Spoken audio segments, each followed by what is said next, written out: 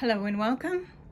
In today's exciting episode, I will be making this adorable pinky mauve jacket with the fluffy flagged Linton tweed. So let's begin. First of all, you've got to decide what pattern. I mean, you can make your own if you're really eager, but I generally just use one that's a commercial one and just make my own modifications. This one is a slim fit Karl Lagerfeld era, sort of 1990s, 2000s, 2010 type silhouette. But I have another one that's more of a vintage, original Gabrielle Chanel type silhouette. It's more like a cardigan. This one's ultra slim fit. So, yep. And I've used the pattern before, so I know what modifications I need to make. But if you haven't used a pattern before, I'd strongly recommend you make a mock-up in cheaper fabric. That way you're not wasting your expensive fabric. So here we go. I've cut out all my pieces. So I've got the tweed. This is a Linton tweed in that Valentino pinky mauve color. I love it so much. And I've got netting for the backing. I mean, you can use fusible interfacing, or some people use silk, but this is the most effective way of keeping the tweed in shape for years and decades to come. So it takes a little longer, but it looks better and keeps well. So that's why I use netting. And the silk for the lining. This is a digital print, and I know it's a little bit in your face, and it mixes pastels and brights and fluoros, but I just love it so much. And I if you saw my KonMari fabric where I decluttered my fabric stash, I just had oodles of silk. So yeah, I've decided I'm not going to buy any more silk until I use up what I have. So yeah, I'm going to use this on this gorgeous jacket with this tweed. So now I'll set the silk aside, the lining aside for the moment, and just do the outer jacket. So I'll pin all the tweeds and the backing pieces together along the sew lines. Okay, all the pieces are pinned together along the sew lines. And with the sleeves,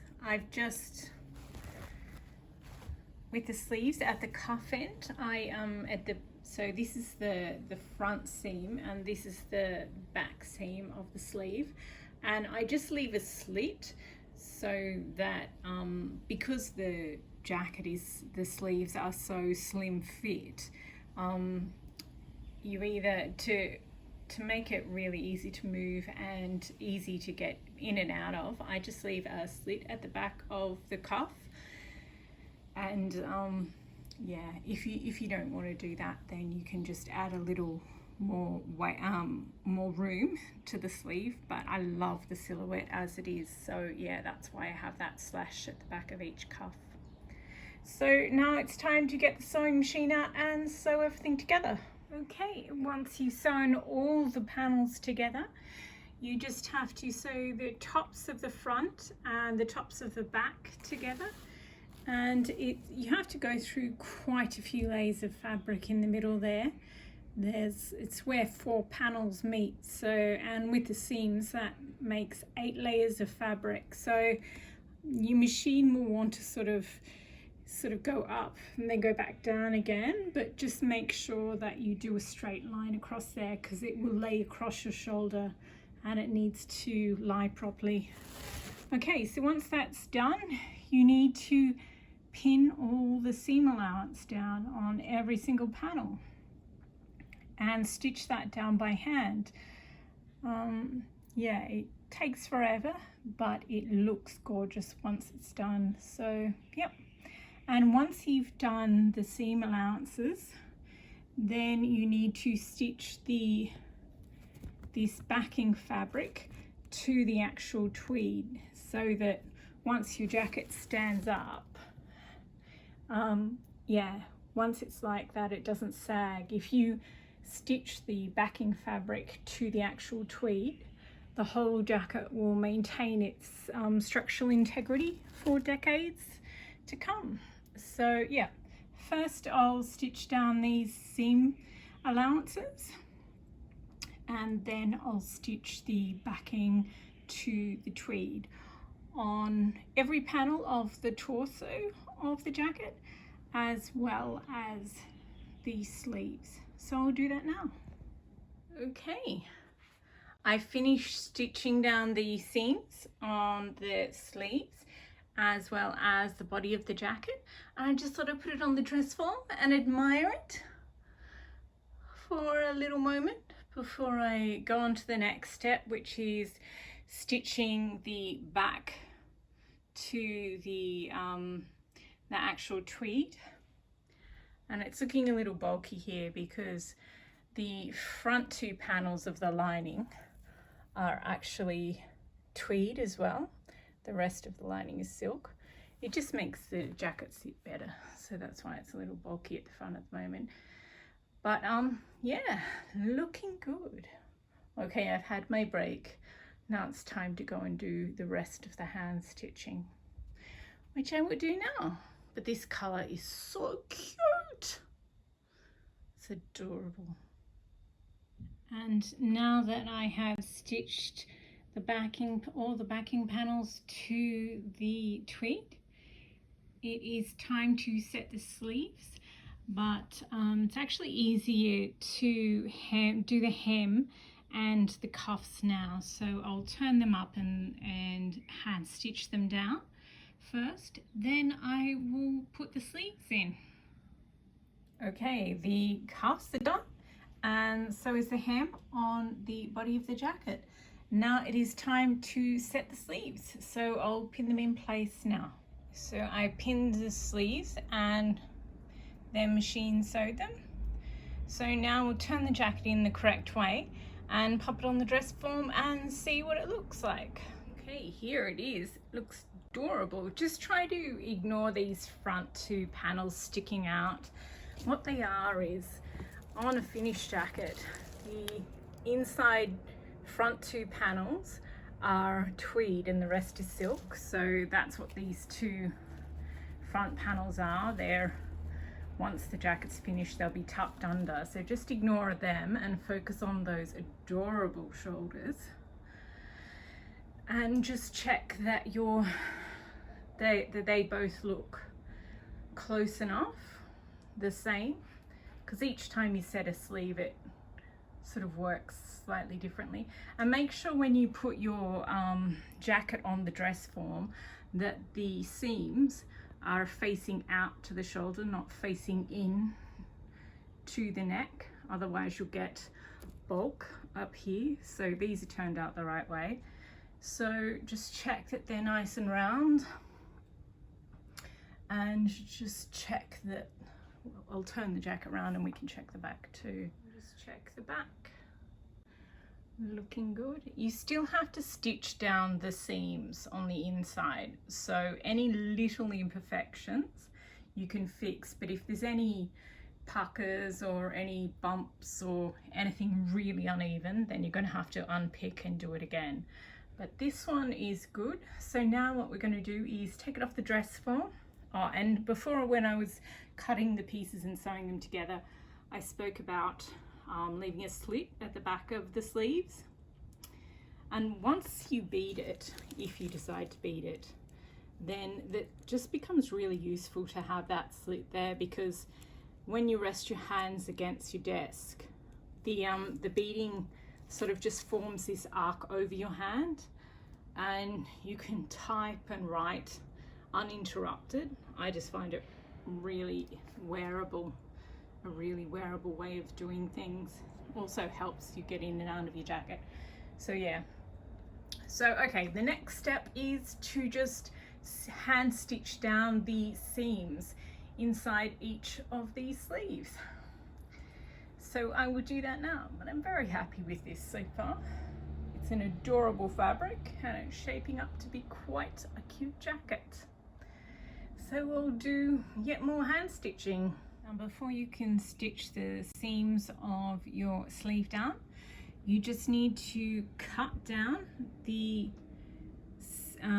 seam allowance on the bottom half, on the underarm. Just cut it down by half, and I leave the top half just because I always leave seam allowance wherever possible, but you really do need to reduce the bulk under the arm. And then also just cut some notches. The camera's not really picking it up, but also cut notches, because whenever there's a curve you need to cut notches so that you can just do the seam properly and reduce bulk. Okay, and that way it will sit properly once it's all done. So now I am going to stitch down the seams, seam allowance on both sleeves. So the sleeve shoulder seams are done and stitched down. The seam allowance is stitched down in both sleeves. Next we have to do the lining, which is a very fine silk. I wouldn't recommend using such a thin silk. Normally I use a medium weight, but with this one, as I've said in my previous videos, this year I am determined to use up all the silk I have before I buy some more. So this is actually really expensive, this silk. So yeah, I decided to use it up on this adorable pinky mauve tweed.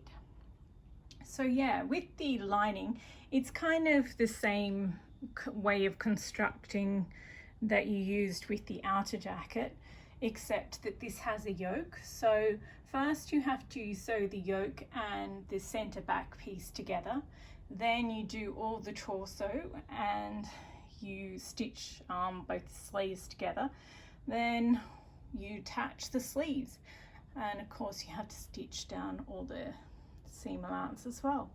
So once you've made your lining, it's time to attach the lining and the jacket to each other. So we'll finally have one whole garment. Now we are going to attach the silk to the rest of the tweed part of the jacket. So basically we have to attach this edge of the silk to this tweed panel here, and way over the other side of the jacket we have to do the same. We have to attach the other side of that silk part to this tweed panel here. So the easiest way to do that is to lay your tweed jacket or outer jacket on the bench with the right side up and tuck the arms into the middle so that your furthest panels of tweed are clear, and then just lay your silk over the top. And we're done. I've sewed all the bits together and then hand stitched the seam allowance down. And can we take a minute to admire this gorgeous, gorgeous silk? It's too delicate. I could only buy 1 yard, but oh, if I'd been able to buy this in a medium weight silk, I would have bought at least 10 or 15 yards of it, because the colors in this are just phenomenal. If you've seen the last few years of Valentino collections, you'll sort of recognize so many of these colors: the teals, the emerald, the really deep green, the marigold, the pinks and the reds, and there's also the occasional flower in there. And yeah, I'll run some slides with Valentino dresses from Valentino collections from the last few years, because this is such a time capsule, this digital print silk. Oh, I love it. I'm so glad I used it on this Valentino pink mauve jacket. Okay, so now that we've done the we've attached the silk to the rest of the jacket, it's time to sort of turn everything inside out so that the right sides are together, and we will sew the collar. So I'll turn it inside out and pin it now, and I'll run those slides from Valentino.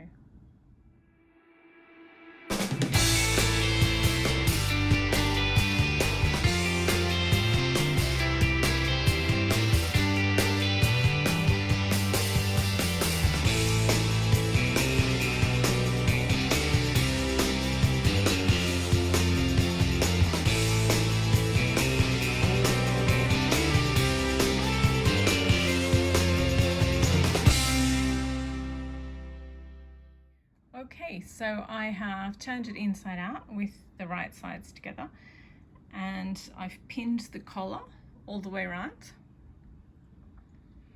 Now it's time to sew it, and the important thing to remember is that your front sides both have to end up with the same curve on them. So just go slow and take your time. And yeah, make sure it's one smooth sewing line. So I'll do that now. And once you have sewn your line, then it is time to cut the seam allowance down quite a lot and cut notches in the remaining seam allowance, so that when you turn your jacket out, it will, and top stitch it down, this collar will sit perfectly. So I cut about 2/3 of this seam allowance down, just because yeah, I really need to reduce bulk, especially since I'm putting beaded trim on top. So yeah, it will just get in the way when I go to attach that later on. And also very carefully, just to reduce bulk, also cut down very carefully the front two corners.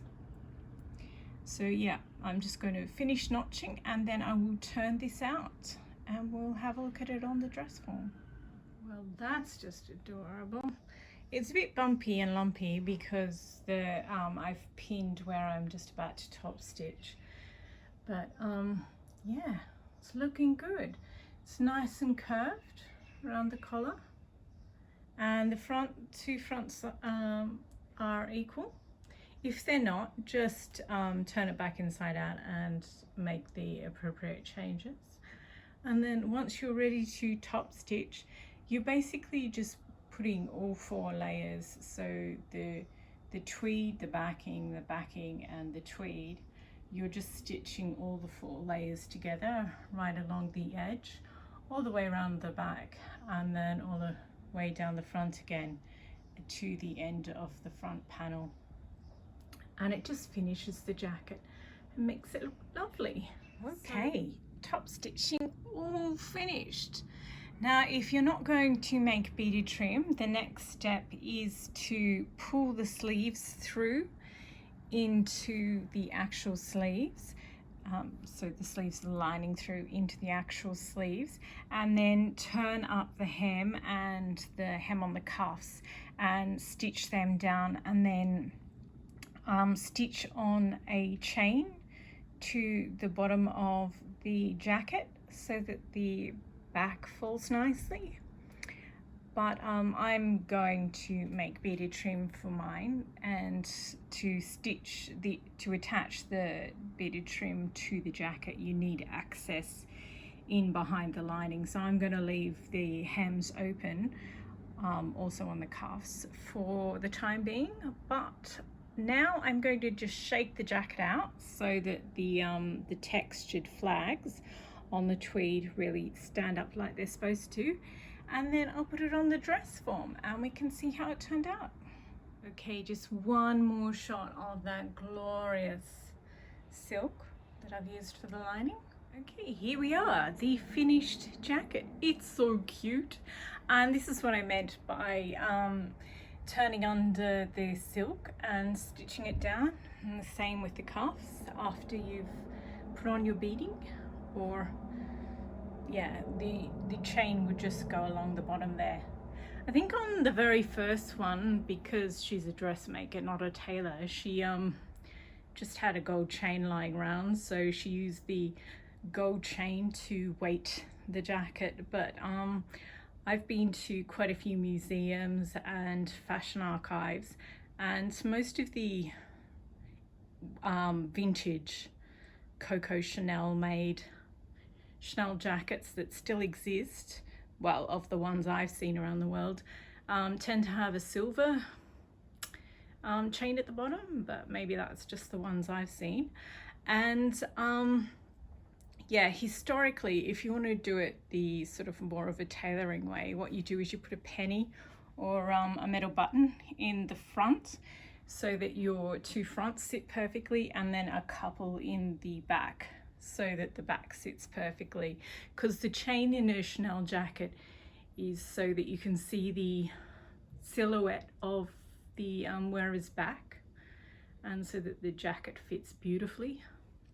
So yeah, anyway, this is my adorable fluffy jacket, and with the beaded trim, I think my favorite Valentino dress in this sort of Valentino pinky mauve color is one it's sort of a mini skirt that looks like it was made from the 1960s, and it's got a stylized peacock print on it in white and red.